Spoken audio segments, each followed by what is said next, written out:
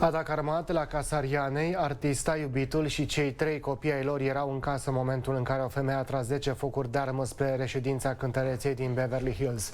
Atacatoarea a fost prinsă la scurt timp de poliție, însă motivele care au stat în spatele atacului rămân deocamdată necunoscute.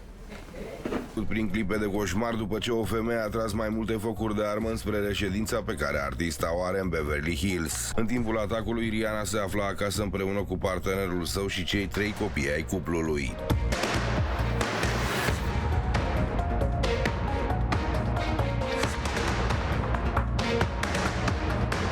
Potrivit autorităților, atacatoarea a tras 10 focuri de armă dintr-o mașină aflată pe partea cealaltă a străzii. Unele gloanțe au lovit exteriorul casei, iar altele un vehicul parcat în fața reședinței. Femeia a fugit imediat de la locul incidentului, dar poliția a reușit să o prindă fără incidente la scurt timp după atac. Motivele femeii sunt încă necunoscute, iar ancheta este în desfășurare.